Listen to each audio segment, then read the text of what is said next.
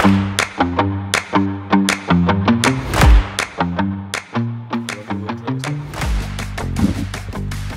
and welcome back to the TBYL podcast. Hello.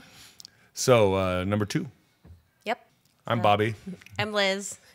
We're the owners of Take Back Your Life, Eat 'em Claw, and Eat 'em Claw Jiu-Jitsu. Cool. So let's jump right into it. I had this idea about, I was thinking back today about kind of the journey we've been through and some people I've probably rubbed the wrong way when it comes to being like frank and like straightforward regarding like fitness, health, and nutrition. And I don't like beating around the bush when it comes to that stuff, right or wrong. I mean, I'm probably overly brash about it sometimes or just overly straightforward. But I was going to see if maybe there's anybody you can think of as well. So people we've made upset through being like frank or straightforward about fitness.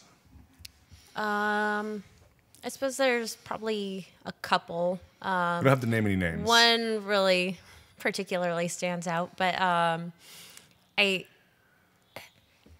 know there are people out there who just want to help, and then there are people out there who are purposely trying to sell you something. And selling something's not necessarily a bad thing. Like, we own a gym.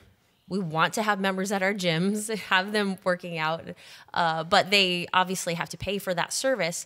But we hope that the service that we offer more than makes up for what they're paying for.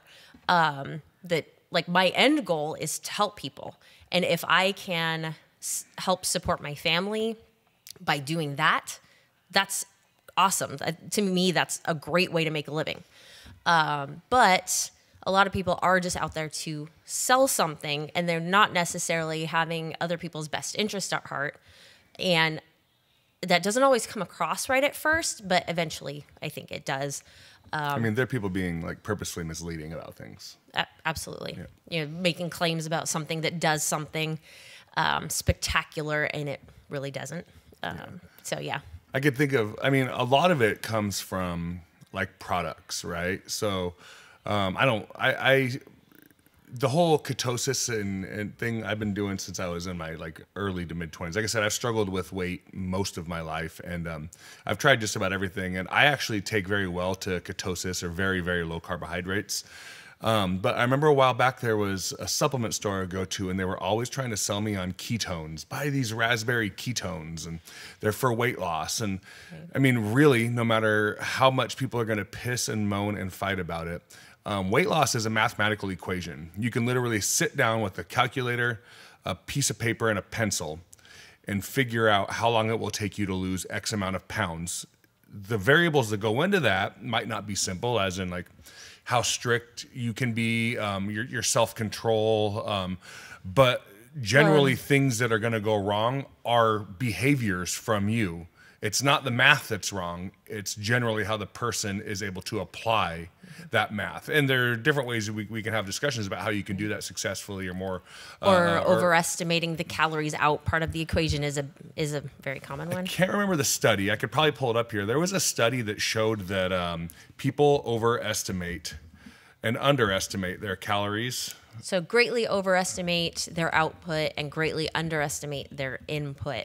And as simple as it seems, like I should remember what I ate today. People don't remember. They'll eat stuff and then just kind of forget about it, or it adds up much more quickly than they realize. Like, well, this one little thing I ate isn't that much, but then they do that 3 or 4 times during the day, and it's something extra that they, didn't necessarily have in their calculations or their plan or whatever, and it adds up really fast. So right here, a study published in Annals of Internal Medicine found that both normal weight and overweight individuals are more likely to underestimate their calories caloric content as meal size increases. This suggests that larger portions make it more challenging for people to accurately assess their caloric intake. So if you're eating large portions of food, you're not going to be able to accurately, you're more likely going to be underestimating. So you're getting more calories than you think. Therefore, you're going to get frustrated. Like, I'm only eating X amount of calories. How come I'm not losing weight? Right. Additionally, a study from Harvard Medical School revealed that diners at fast food restaurants significantly underestimate the number of calories in their meals. Teens in particular underestimate their orders by about 34%. That's massive. Like a third.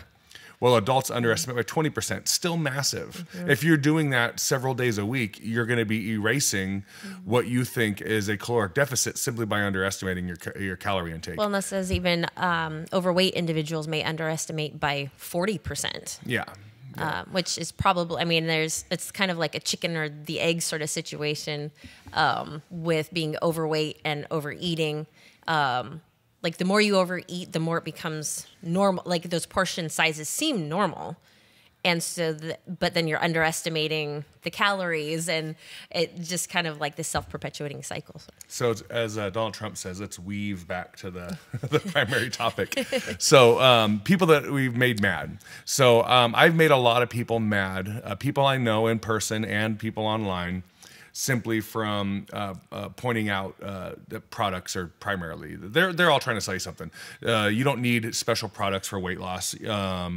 Most people, I always got to caveat that. Everyone's comment, what if people with a medical condition, like a fraction of a percent or maybe a percent of people alive have a medical condition that's going to factor in here. Most people can gain or lose weight simply based on doing a mathematical equation and making good choices. So I've made a lot of people mad by pointing that out. Starvation mode is another one I've heard. There's no scientific evidence to suggest in any way, shape, or form that if you eat less, you're going to gain weight. It goes against the laws of thermodynamics. Yeah. Mass is not made out of nothing, right? So in order for your body to make muscle, fat, in order to make mass, like even bones as you're growing, those are all comprised of things that you intake. If you're not intaking anything, there is no material to make more mass. Mm-hmm. Usually what ends up happening is with that lower calorie intake, people end up moving a lot less. So they're just like daily activity goes way down. Their exercise generally is not as intense because they're tired. They don't have the fuel to go as hard. And then they overeat when they rebound. And then they can only stay on it for so long, and then they end up, overeating. They might not even realize they're overeating. Down. They're overeating because they're underestimating the calories by up to 40%. Right. So, number 2, cleanse people. Any kind of cleanse. I don't care what kind of cleanse. Cleanses aren't there. Anyone's trying to sell you a cleanse, there's nothing but a monetary. And you know what? Maybe it's not that. Maybe they also got sold, right? So maybe they're being honest about what they're trying to sell you. You get sucked into one of these pyramid schemes to sell weight loss products, and maybe they really believe that this cleanse they're trying to sell you is doing something, but 5 minutes of research and you're going to find out that your body has a method for cleansing itself. If you need a cleanse, you need to go to the hospital because your internal organs aren't working right. Yeah. And then I even went and I asked ChatGPT about cleanses. Cleanses and detox science. So, and I have a medical GPT on here, so I have it pull from stuff. Long story short, there is no benefit to partaking in any real cleanse. The liver and kidneys naturally break down and eliminate waste and toxins. There's limited evidence that dietary cleanses speed up or enhance this process. Many of the toxins that cleanses claim to remove are vague or unproven in terms of their actual presence and health impact. So at the end of that, I was just curious because something that I also enjoy is I can intermittent fast like a champ. So it says fasting has garnered more scientific support than cleanses, particularly certain types like intermittent fasting, time-restricted eating, and periodic fasting. Research shows that these approaches may offer benefits for metabolism, cellular repair, and even weight management. And then it just goes off in a bunch of different categories. I would add fasting is not for everybody. A caveat, well, certainly that too, that I wouldn't say necessarily a habit reset would always be a bad thing. Like if you find yourself consistently maintaining habits that you don't like or that aren't supportive of your goals, taking a short period of time to get a little bit more restrictive to kind of like reset.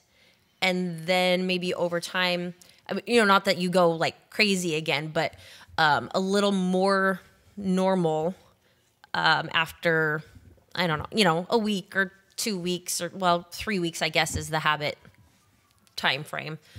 But to take that time to get a little bit more restrictive, kind of reset. So then when you go, like you loosen the reins a tiny bit, you are still in the mindset and still setting up habits that are more conducive to your goals, just to kind of get rid of some of the fluff or like for us, it was, or for me, it was grabbing quick stuff that's pre-made at the grocery store rather than taking the time to plan our meals, make sure that it's ready to go and easy to cook when it's time. And I'd end up, at home at 8 p.m. on a Thursday and exhausted, and I don't want to cook because I've been at the gym all day. We just gotten home. Everybody's hungry. We're tired. We need to get to bed. And, I'll just go grab something quick from the grocery store. But taking some time to be a little bit more restrictive, to reset some of those kinds of habits that's not really what I want for our family. Like just grab the quick, stop and recalibrate. The quick deli stuff from the grocery store. Just kind of reset to the habits that we really want our family to have. But that's not the same as a cleanse or a detox or anything. Cleanses and detoxes are BS. You don't need them. Anyone that's telling you need them is probably trying to sell you something, or they themselves have indeed been sold. So I had 2 more. Let's go to 1 more. So I've definitely made a lot of people mad trying to sell stuff online. I like, Goob. On one of my favorite Instagram channels, Goob. He's a bodybuilder. It's funny. It's so name. funny because he looks like such a nerd. Yeah. He looks like he'll jacked, be though. like a skinny little like skinny fat. His like round little face and his glasses, and his name is Goob. But yeah, he's jacked.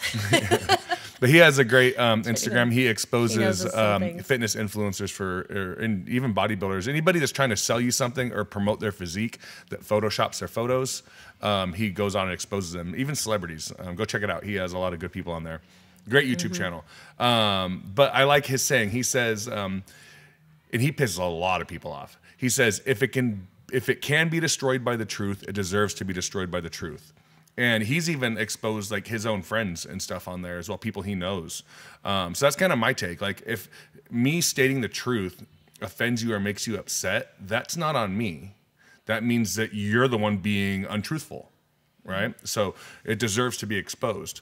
That being said, workout fad people. So now I want to start with a little asterisk here. Anything that gets people moving, I am all for. I guess my problem, and I don't even know if it's with workout fads, people are spending a lot of money on something that could be better spent going to a professional in real life. Spend the money you'd spend on that machine for your house or that program that you're going to get to try to do in your living room. Go to a fitness professional and pay them for their time and have them work specifically with you, because there's a level of accountability you have there that you don't have by buying a fad workout online. There are the exception, I'm sure, of people who have got like P90X was hard. Out of all the fads, Insanity and P90X I actually liked, depending on what your goal is. If your goal is to get moving and start on a fitness journey, I could see them being valuable, but it would still be hard pressed for me to say that I wouldn't be better served taking the money I spent on those programs and going to a gym and hiring a personal trainer. Right. I think that the success rate of somebody working with a personal trainer that's directly catering everything to that individual would be better than a blanket program that you could buy on a late night infomercial. Right. Well, I think the big problem for me is the false claims that usually come with the fads. Yeah. The fitness models who did not get looking the way they look by doing that workout. There's no way the fitness model got the abs that she has by doing that little crunch. Do you remember that one? Yeah. You lay on the floor and it's like the little metal thing and you do that. Nobody got fitness model shape by doing that thing. Nobody got flat abs even from doing that. And that's the biggest problem for me, is the false claims that come with a lot of those fads. And if it gets you going and it gets you moving around, that's good. That being said, I will call out some of those outlandish claims that some of these programs make. Mm-hmm. And if someone asks my advice, I will tell them to take their money and go hire a personal trainer. And I've never worked with a personal trainer. Like, I've asked you a lot of stuff, and you've helped me out quite a bit. But I actually just went out and got my personal training certification when I was 25, and I kind of really started getting into fitness. I had worked out before and stuff, but I became a personal trainer. So I right when I started trying to get in shape, when I was 25, I was in terrible shape. So like I skipped the whole process. I was never trained for that long, maybe a few clients here and there, but I still see that the best dollar for dollar when you're going to be spending your hard-earned money on fitness would be working with a professional. Mm-hmm. So. I mean, honestly, even in a live group setting, you have still access to a professional, somebody who's been training people, fitness. Like, if you have questions, you can ask them. They kind of know you. They know limitations that you're facing. You can talk to them about some of your like workout history, like, hey, I used to do this, which is the most important. Yep, absolutely. Like, they notice when you haven't been there for a while, or that kind of thing. Yep. All right. We got any questions today? Yes. So we have a really good one. Cool. I mean, they're all really good. They're all great questions, but this one comes from Jamie. And she says that, I understand there are different stages of life and exercise, but what do you recommend for fitness for families to help their kids mature gracefully? The focus, I know, is probably different for a 7-year-old versus a 16 or 18-year-old. What about fitness for each stage of adulthood? And I know that could be a really, really big question, but we'll figure we'll just kind of touch on each part of that. Well, for kids, I would say accessibility, the ability to be active or partake in a physical activity when they want to, is huge. Mm-hmm. And an active lifestyle for the family is big. So, like, are you going out and going on walks? Like, we live close to downtown. Like, we walk downtown fairly often when the weather's nice. And admittedly, I would say that I'm at least willing to admit for myself that I struggle with the accessibility part, because our schedules are so weird, and we're often at the gym, but the gym almost becomes just this thing that exists for our daughter, as opposed to this thing you go to be physical. Mm-hmm. She does do jujitsu though, and she's getting older, so I can go to the park and play basketball and stuff with her more. But really, just an active lifestyle and accessibility for kids, setting the example. Don't be a couch potato and expect your kid to become this physically fit, healthy individual, right? Kids follow what their parents do. Get up, be active, and do things with your kids. Well, and not even making a big deal about it either. Like, hey, come on, everybody, we're starting this thing. We're gonna go do it's just the normal thing. That's just what you do. Hey, we go for a walk after dinner. Like, that's just what we do, and it's no big deal. And it's okay to go through phases. Like, there's a time where I was hiking up Mount Peak with Ava quite a bit. I really would like to get back to that. But then there's a time we were playing basketball. But as long as you're doing something, that's the important part. And I fall into this trap. I could justify it all day by saying, because I work out and I train here at the gym and I'm teaching classes and stuff, that I'm tired and I don't feel like doing much. But that's on me. Like, I have to get over that and be the kind of parent that I'm talking about right now. And it's not easy, and it's something you're going to struggle with.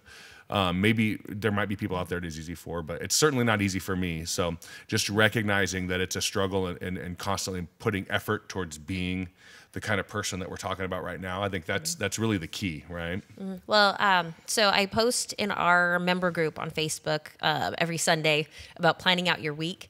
And in my post this morning, I had mentioned something about, rather than focusing always on the goal, think of, just imagine yourself already as the person who's achieved what that goal, or already does what that goal is, and focus on being that. So whatever you need to do today, that the person you want to be, or the kind of parent you want to be, or maybe the person that has the physique that you want to have, what are they doing today? Do that. That's that cheesy Joe Rogan saying, be the hero in your own movie. Mm-hmm. So like, if a movie of your life started right now, or if you're the star of a movie right now, you're the main character in a movie right now, what is that character going to do? Mm-hmm. Like, do that. Like, you're watching this heroic story of this individual, like, be that individual. Mm-hmm. again, easier said than done. Life isn't a course. movie, but the sentiment behind it is, I think, valid. Right. So different stages in your life for adults, at least for me, there's a certain time where you just have to get through it, right? So it's so much of health is doing what you don't want to do, right? And I relate that directly to jiu-jitsu, because in jiu-jitsu everything is counterintuitive. Don't turn away from something that's attacking you. Turn towards something that's attacking you. Don't use your upper body. Use your legs. Use your hips. Like all these things that you're trained to do in your life, or that you gravitate towards in your life, they're not what you should be doing, right? So we have couches at home that are comfortable that we want to stay in. We have beds that are comfortable that we want to stay in. We have these foods that are delicious that we want to keep eating. We have these drinks that make us feel good that we want to keep drinking. Like it all comes down to having the discipline to do what you don't want to do, and don't do what's bad for you. And it's that's kind of the answer to everything. Yeah. I mean, an element of balance too, because we want to still like enjoy life, not live like a total ascetic. So kind of push back a little bit though. Would you acknowledge that what becomes enjoyable to you changes? Mm-hmm. Absolutely. Same thing with diet. Like candy does not taste that good to me anymore. There are some candy that I absolutely love, but just the desire for sugary snacks aren't. Of course. Yeah. And you know, the paleo, so Liz makes these delicious things, these paleo pumpkin cookies. They're delicious. And I haven't made those in a while. I know. They're really good. Good. But like I love them. To me it's like a sweet treat. But other people who are used to eating sweets, like I mean they're okay. Not nothing against you. It's just they're accustomed they're not to really that sweet. Not compared to like a store-bought regular like cookie. So if you start hiking one day and you decide to go once a week and you just force yourself to do it for a period of time, at a certain time, that's going to be much more enjoyable for you than sitting on the couch and binging a Netflix series. Mm-hmm. Well, and it's like lots of gym members who start out like, oh man, it was really like I had to force myself to come the first little while. And like now I don't feel right if I don't do it. I think that becomes that's a very normal reaction after first. I mean, it takes a little time, of course, and the amount of focus and effort you give to it, I think, can affect the length of time it takes to change. Yeah. If you're really resistant to it and your attitude is bad and you're just like, screw this, I hate it, it's going to, of course, take much longer than if you have the attitude, okay, this is hard right now, but I know that it's going to be good for me and I'm working towards being the best version of myself, and you keep going with that attitude, that change is going to come a lot faster. And then just know, hey, I know that I feel great after I finish my workout. Okay, I'm going to focus on that. Then you just don't feel right if you haven't done it. Yeah. And then for teenagers, it's just positive reinforcement, accessibility. Teenagers are going to be hard. Mm-hmm. Matt finding actually, something that they can enjoy. My friend Matt part of it too. Told me a really good saying. It says you can, what do you say? You can't make them love it, but you can make them hate it. Like you just really don't want to push. And I just think having like a positive household that has set a good example for most of their life, and then you're giving positive reinforcement when they do things that are healthy for them. Encourage, but not force. Exactly. I think that's really what it comes down to. But we will find out. Yeah, coming up here. Yeah. We haven't raised a teenager before, so it'll be interesting. But I think part of that is just it's just the normal thing that you do growing up, and you don't have to make this big change later on. It is what you do. Yep. All right. We could keep going on that topic for a long time. I would say add one little thing. I know that with adults, obviously, that's a lot of what we talk about, but bear in mind that as you get older and as you have more family responsibilities and you have more life responsibilities, maybe you're moving in your career, that sometimes you have to make adjustments for that. And not beat yourself up for not doing the same thing you could in your 20s when you're 40. Yeah. But also, bro. Yeah, but also not using that as an excuse to just stop it altogether. Like you can find don't be time. Running around killing yourself, taking kids to all their activities, and then not doing crap for yourself. It drives me nuts when people say they can't find time to exercise. Like there's 24-hour gyms. Like if you prioritize it, you can find time. There is probably a small percentage of people out there who have such a busy life that they cannot do it. I'm not saying that doesn't exist, but it's few and far between. You're likely not one of them. If you want to work out, you can. Absolutely. Cool. All right. Well, wrap it up for today. Thank you guys. Let's see, comment, disagree with us, fight with us, argue with us, tell us you're wrong, all in the comments. If you have any questions, also please feel free to, that's saying we need to wrap it up. If you have any other topics or any other questions, feel free to comment those below. Absolutely. Anything else? Nope. You guys got this. Like, Get subscribe, and all that fun stuff. Thank you.